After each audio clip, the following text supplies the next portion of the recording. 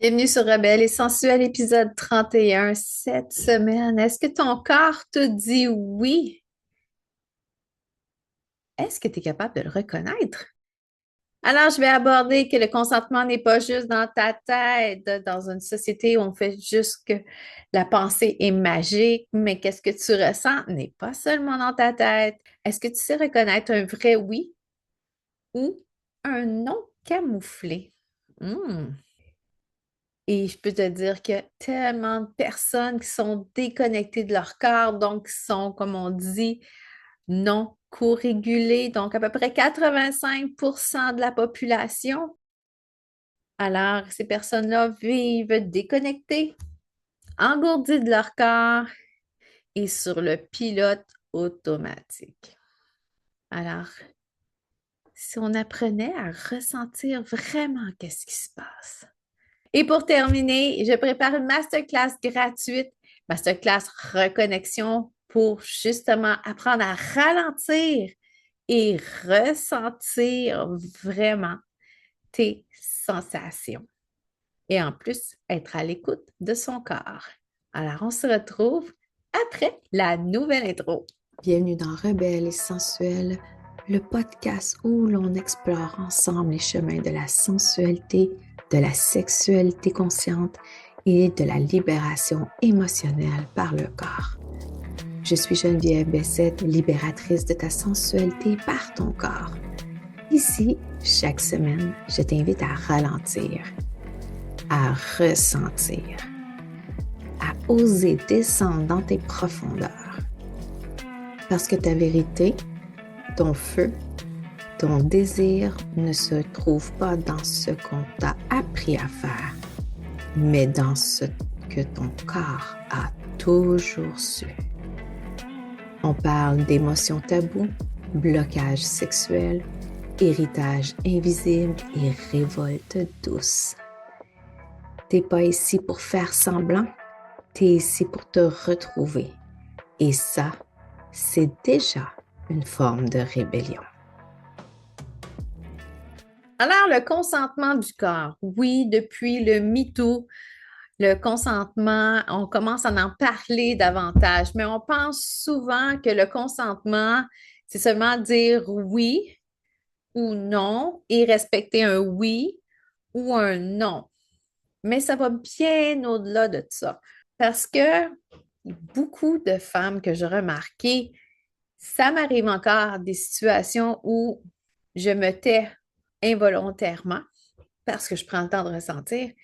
Alors, le consentement n'est pas seulement que verbal. Ce n'est pas juste respecter un oui ou respecter un non et que il y a à peu près une décennie ou deux qu'on disait, ben, quand une fille dit non, mais c'est parce que c'est un faux oui. Non, c'est plus comme ça maintenant avec l'épisode de MeToo qu'on a eu il y a quelques années. Le consentement aussi, il y a beaucoup de femmes qui n'osent pas parler, ils n'osent pas déplaire, ils n'osent pas s'affirmer et s'exprimer pour ce qu'ils veulent parce que ils ont peur de se faire rejeter, abandonner. On a toute cette blessure-là en dans nous, mais tu vas avoir un petit mouvement d'épaule qui est une marque de non-consentement. Une réticence, comme garder une distance avec une personne. Ça, c'est un principe de neuroception aussi, dans le sens que certaines personnes, tu vas pouvoir rentrer dans leur bulle, d'autres, il faudrait que tu les rencontres à au moins 3 mètres de distance. Donc, c'est ça, ce consentement-là, c'est de savoir lire les signaux du corps. Là, on va dire, Jen, mais là, on va-tu apprendre vraiment à lire entre les lignes? Les gens ne sont pas défaits de cette habitude-là de dire les vraies choses. Puis on va se le dire aussi, parce que des fois, ce n'est pas le bon timing. Des fois, c'est parce que ton approche est trop brusque. Des fois, c'est parce que tu n'as pas créé une connexion avec une personne que la personne va avoir un mouvement de recul. Il m'est arrivé d'arriver à un endroit, ça faisait comme 5 minutes, la personne est arrivée. Et là, c'était dans sa tête, il s'est mis, ben, ça va être le gros flirt. Puis là, c'est comme, il rentrait en dedans moi, je sentais son énergie. Puis je suis comme, oh, non, tu ne réponds pas à ça, mais le verbaliser, des fois, c'est un step de plus que tout dépendant. Tu sais, est-ce qu'il est trop tard? Est-ce que tu es stressé? Puis tout ça, puis là, tu n'oses pas exprimer. Donc, tu restes plus dans une réaction de survie qui serait figée. Quand tu arrives, puis tu ne dis pas un mot, puis tu attends de voir qu'est-ce qui se passe. Tu figes. Alors, ton consentement du corps, c'est important que tu apprennes à toi reconnaître ces signaux-là. Si tu passes ton temps à faire des scénarios dans ta tête, tu ne sais pas qu'est-ce qui se passe dans ton corps, que je pourrais dire aussi dans ta vraie vie. Parce que les scénarios, on sait que c'est des films et on dépense tellement d'énergie à se créer des scénarios qu'on n'est même pas à l'affût de nos réactions du corps dans notre propre réalité. Donc, c'est quelque chose à vouloir rééduquer les gens. Imagine-toi d'être dans ton corps pour dire quand que tu vas savoir tout de suite si c'est non ou si c'est oui. Et des fois, on dit oui avec ta bouche, mais est-ce que ton corps, lui, crie non en silence? Dans le sens où une amie est en détresse, elle vit un gros changement dans sa vie, elle est insécure, puis là, elle fait de toi sa future bouée de sauvetage, elle s'accroche à toi. Et toi, mais tu as quand même une vie à côté, tu as quand même des choses à faire, tu as quand même tes projets. Et là, tranquillement, elle vient de t'envahir avec des messages, des trucs vidéo, elle est en train de se séparer, puis là, elle rentre, elle s'immisce dans ta vie, donc parce qu'elle a besoin d'aide. Mais toi, tu lui dis oui parce que tu veux pas perdre ton ami, tu sais qu'elle est dans une mauvaise passe, tu fais preuve de bonté, d'empathie et tu es reconnu pour ça. Imagine-toi ton niveau d'énergie à la fin de ta journée. Imagine-toi ton niveau d'énergie à la fin de la semaine. Et imagine-toi une fois qu'elle va bien, est-ce qu'elle va revenir vers toi pour pouvoir te remonter? Je vais dire que c'est une situation qui m'est arrivée et cette personne-là, au contraire, elle s'est mise à me faire du gaslighting, donc de l'intimidation, pour ensuite me laisser tomber carrément. Et ça, c'était il y a 2 ans. Et c'est comme apprendre à la dure. Mais toi, combien de fois tu fais ça durant ta semaine, durant ton mois, et que tu ne parviens pas à remonter? Parce que finalement, une chose qui est importante, c'est que une relation, c'est dans les deux sens. Et si j'avais pu plus mettre mes limites à ce moment-là, ben, ça ne serait pas arrivé. Alors, mon corps, lui, il me criait non à un moment donné. J'ai essayé d'espacer, mais il était déjà trop tard. Alors, conseil d'amis comme ça, n'attends pas d'être exaspéré et que ça se retourne contre toi. Sache reconnaître tes besoins pour pouvoir combler tes besoins en premier, mais qu'est-ce qui reste? Ça va pouvoir être pour les autres. C'est d'autant plus important de reconnaître le nom de notre corps avant même qu'il hurle et que ça soit trop tard. Ça peut être aussi dans des relations de couple. Des fois, dans des dégringolades comme ça, ben, on veut rester en couple, on veut pas être toute seule et à un moment donné, ça éclate. Tu n'as pas vu ça venir ou c'est toi qui éclate parce que tu as trop absorbé puis que tu n'as pas de retour sur la marchandise. Alors, le consentement du corps ne va pas juste dans ta vie intime, va aussi au niveau de tes amis, va aussi au niveau de ton intimité, oui, de ta famille, proche, éloignée, même de ton patron. Alors, c'est pour ça que c'est d'autant plus important de se réapproprier notre consentement du corps et de l'apprendre à nos jeunes assez vite. Là, tu vas dire, mais oui, mais comment je ressens ça quand que c'est oui en dedans?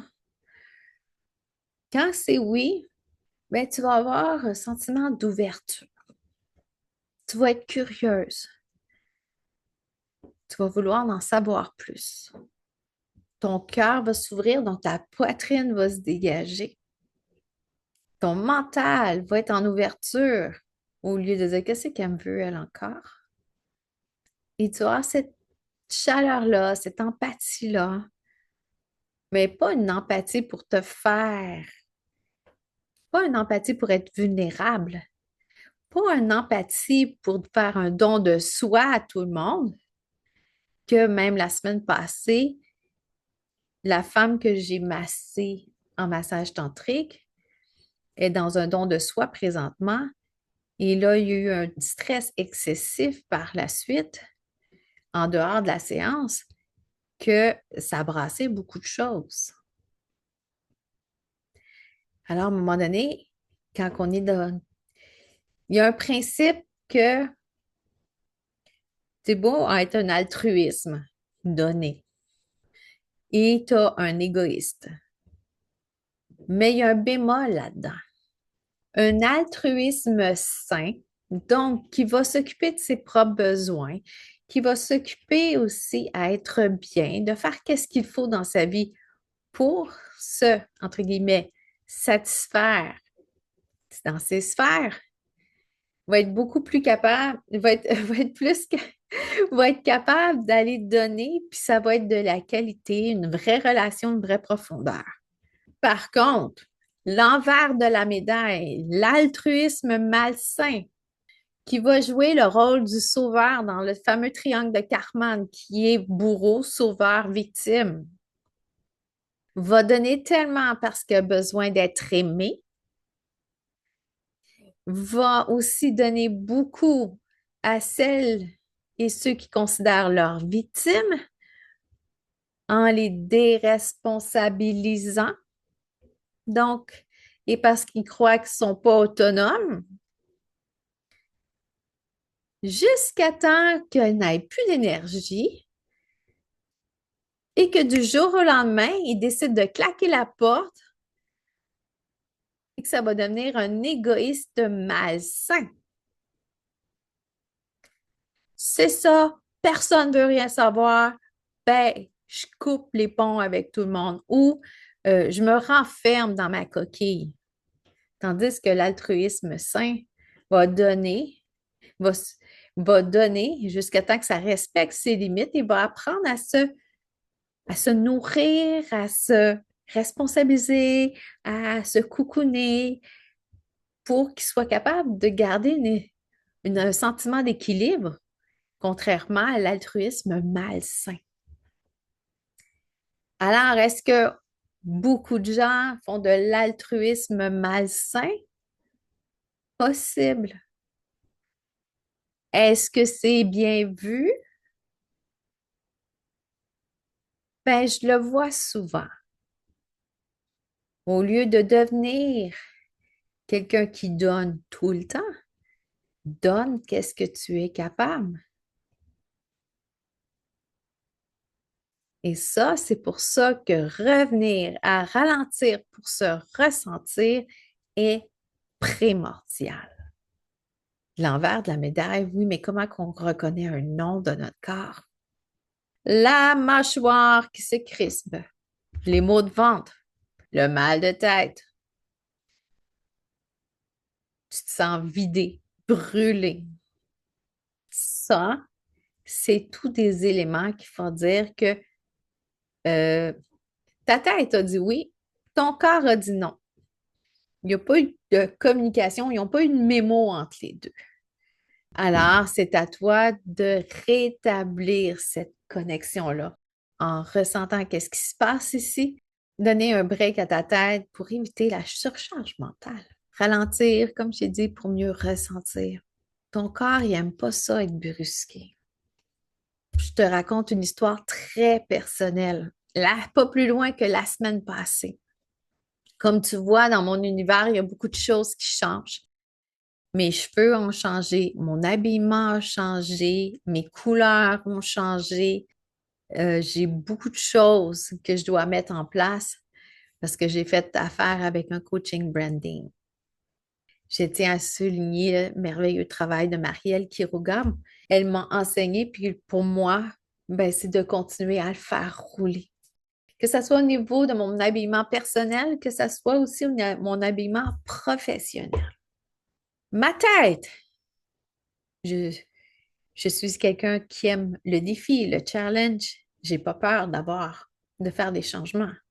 Elle est super bien là-dedans. OK, on fait juste faire la procédure A, B, C, D. Vendredi dernier, mon corps a signifié que, wow, time out.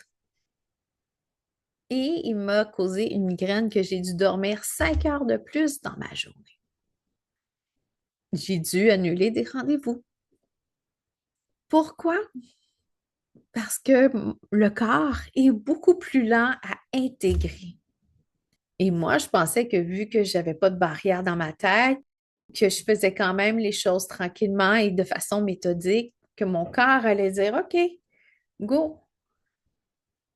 Mais je voyais aussi que j'ai un travail colossal que je n'ai pas terminé à pouvoir incarner ce changement-là. Et il m'a accordé du repos pour que je puisse ressentir chaque pas de mon changement.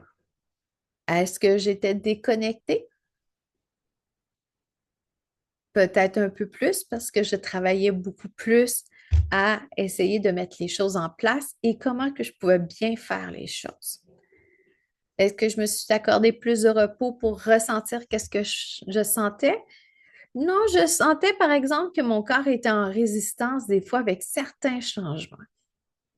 Que des fois, j'avais des idées un peu négatives de ce changement-là. Qui me dit, mais qu'est-ce que tu fais là? Es-tu certaine qu'il faut que tu te maquilles comme ça? Je suis passée de couleurs assez neutres, le noir, le gris, un peu de blanc. Donc, pas rien pour me mettre en avant. Un maquillage qui n'était plus dans ma palette de couleurs, que je n'avais pas rafraîchi depuis 10 ans. Et là, mon corps s'ennuyait de son confort.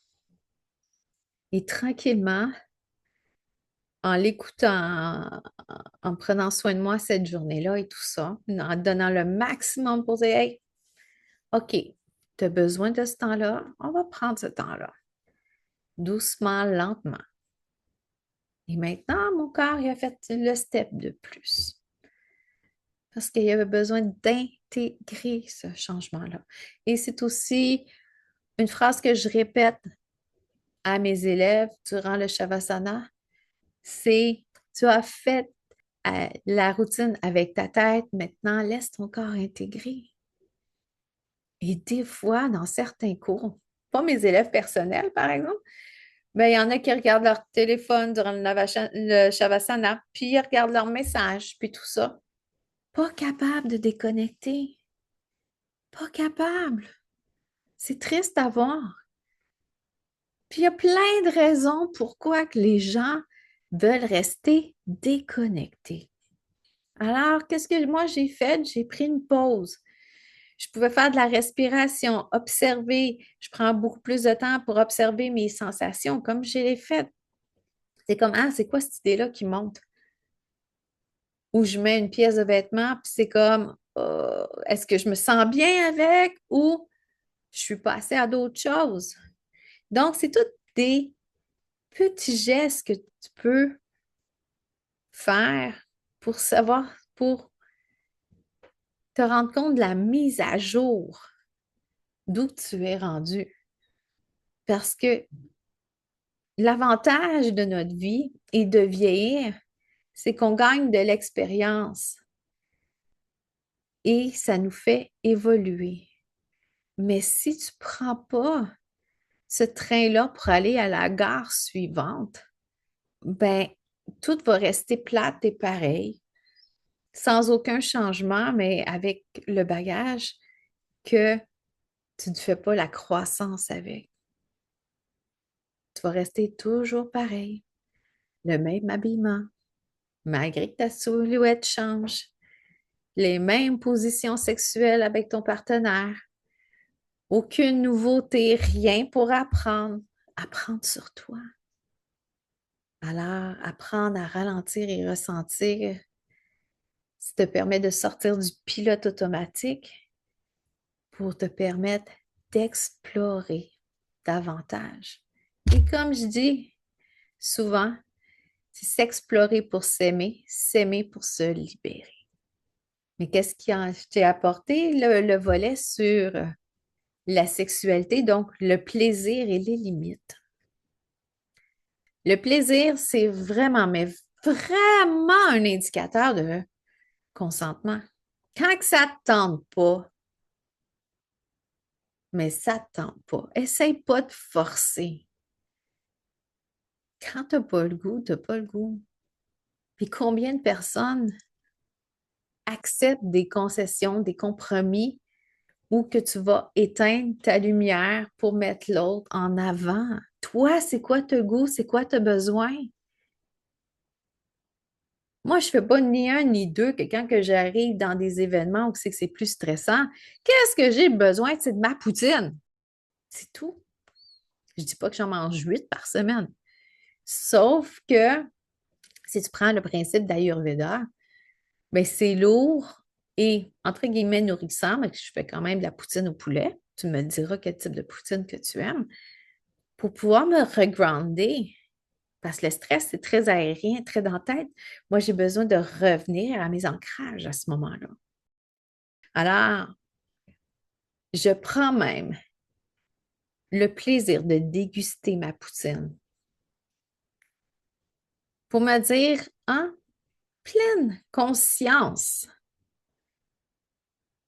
pour pas que mon corps soit en réaction comme, mais qu'est-ce que tu fais là? Tu n'as pas assez de kilos en trop là, par rapport à ton poids. Non, non, non. Non, je prends le temps de la savourer.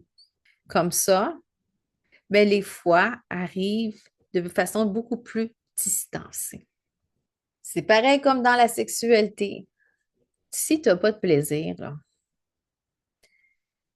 et ça serait bien de recentrer à l'intérieur de toi pour voir, OK, qu'est-ce que mon partenaire fait que c'est un turn-off? Pourquoi que j'aime plus ça avec mon partenaire? Est-ce que c'est parce qu'il se rase plus? Est-ce qu'il a pris du poids? Il est plus attentionné? Tout ça. Donc, tout ça se construit. Alors, trouve-toi donc, toi, il est où ton propre plaisir? Qu'est-ce que je travaille en coaching aussi dans le volet identité sexuelle? C'est quoi ton accélérateur, ton turn on et ton turn off, tes freins? Est-ce qu'à moins que tu es dans un couple depuis des années et qu'il n'y a plus ben de relation sexuelle avec ton chum, mais toi, ton plaisir, c'est d'avoir lu les livres comme Crossfire, 50 nuances degrés et tout ça, ou des contextes de livres où la femme va tromper son mari. Pense-y. En passant, j'ai connu quelqu'un qui a déjà fait ça. Mais je vais garder son anonymat. Alors, dire oui, il faut que ça te fasse vibrer en dedans. Il faut que ça soit dans tes intestins, là, puis c'est comme go. Est-ce que ça tente de le faire? Oui. Répète-le. Est-ce que ça tente de le faire? N'importe quoi? Est-ce que c'est un gros oui qui sort ou ouais, peut-être. Pas pareil. Pas pareil. Parce que le moins peut-être, c'est peut-être un oui qui va te vider en place. Rappelle-toi, le don de soi. Mettre les autres en avant pour éteindre ta lumière. C'est pas ça qu'on veut. Si tu es sur ce podcast-là, c'est parce que tu veux chercher la switch pour l'augmenter, cette lumière-là, pour pouvoir t'affirmer comme une rebelle et vivre sexy comme une sensuelle. Alors, dans ta sexualité, reconnaître un vrai oui, là. Premièrement, là, on retourne à l'épisode quoi, 3 sur l'espace sacré. Est-ce que ton couple est vraiment, est-ce que c'est un espace où vous pouvez discuter en toute vulnérabilité? Il me semble que c'est ça la base d'un couple, non? Comme je te dis, je ne suis pas une spécialiste en couple. Si tu en as besoin, j'en connais. Moi, je travaille sur la personne pour qu'elle puisse trouver sa place au sein de son couple. Alors, si tu commences à reconnaître des petits oui dans ta vie quotidienne, des petits oui de ton consent, des petits oui de ton corps dans la vie quotidienne, mais tranquillement, ça va être beaucoup plus facile dans ta sexualité à dire un vrai oui ou avoir des vraies conversations pour vous mettre au même niveau. Parce que oui, quand que ça fait longtemps que tu es avec quelqu'un, et je l'ai vécu, à un moment donné, il y a un partenaire qui va dépasser l'autre. Et un partenaire qui dépasse l'autre devient le moteur et l'autre devient le trailer. Puis si tu prends dans le concept sacré, un roi a besoin de sa reine au même niveau. Je pourrais faire aussi un épisode éventuellement sur un homme qui est dans son masculin sacré et pas dans sa blessure, et une femme qui est dans son féminin sacré, mais pas dans sa blessure. C'est quand même un épisode, c'est quand même un module que j'ai créé aussi dans Voyage sensuel, les archétypes féminins et masculins. Alors, on veut quelqu'un qui est avec pour nous accompagner, pas quelqu'un à traîner. Pense à ça, mais en même temps, toi, laisse-toi pas derrière. Tu es censé être dans le peloton. Tu es censé même être à la tête du peloton, à la tête de ton univers, en tant que prêtresse, souveraine, reine, appelle ça comme tu veux. Alors, quand tu vas retrouver ta propre place comme une rebelle et t'affirmer dans ton corps et vibrer comme une sensuelle, tu vas avoir trouvé ta juste place, ton identité intérieure. Donc, c'est important de reconnaître qu'est-ce qui t'éteint et qu'est-ce qui t'inspire. Alors, prends ce que je viens de te dire et transpose-le dans ta sexualité. Regarde comment ton corps réagit la prochaine fois que tu vas être dans un préliminaire ou en pleine action sexuelle. Et concentre-toi à quelle partie de ton corps fait vibrer. Et c'est pas en plein milieu que tu vas pouvoir dire j'ai besoin de mon espace sacré, on a besoin de discuter. Laisse retomber la poussière et après, il va y avoir un moyen de discuter, de dire avec vérité qu'est-ce qui se passe et qu'est-ce que tu aimerais réellement. Reprendre ta place aussi au sein de ton couple et dans ta sexualité. Tu n'es pas un objet. C'est pas parce qu'il y a des gens qui t'ont abusé, enlevé une partie de toi-même, une partie de ton identité, que tu devrais rester au niveau de la victimisation et de subir. Je te donne la permission de t'élever dans ta propre sexualité, face à toi-même, face à ta vie, face à ton écosystème, face à ton univers. Alors, se dire oui, ce n'est pas tout simplement mental, c'est vibratoire et donc énergétique et corporel. Et comme je t'ai dit dans l'épisode, plus que tu te pratiques à ralentir et ressentir, plus facile ça va être pour t'affirmer. Et surtout, tu vas renforcer, un, ta confiance en toi, puis deux, ce pouvoir-là de prendre ta place. Alors, si tu t'es reconnu dans cet épisode-là comme Oh my God, mais qu'est-ce qu'elle a dit? C'est moi en personne. Comme je t'ai dit au début de l'épisode, je prépare une masterclass pour le lundi 5 mai à 19h30 heure du Québec, où je vais t'apprendre à ralentir, à ressentir et à te connecter avec toi seulement 1 heure. Je sais qu'on est en semaine, seulement 1 heure pour prendre un temps pour toi, un petit rituel pour te recentrer, te ressentir essayer de calmer ton hamster dans ta roue pour descendre dans ton corps un petit peu. Et tu vas pouvoir, tu peux même t'inscrire. Si tu ne peux pas y être, tu peux même t'inscrire et tu vas avoir la rediffusion jusqu'au 17 mai. Non, je pense que c'est même 18 mai à 6 heures du matin. Alors, profites-en. Je vais te mettre le lien dans la description et je te demande juste de faire ça pour toi. Et si ça te dit oui, ou si tu n'es pas prête et tu n'es pas rendue à cette étape-là. Alors, c'était tout pour l'épisode de Est-ce que ton corps te dit oui? Alors, si tu as aimé l'épisode, écris-moi un commentaire en dessous ou reviens-moi sur mon Instagram, donc genevièvebessette.sensualité et on se retrouve la semaine prochaine où je discute de ton corps, ton temple sacré. Alors, grosse bise à toi et on se retrouve la semaine prochaine. Merci d'avoir été là, belle rebelle.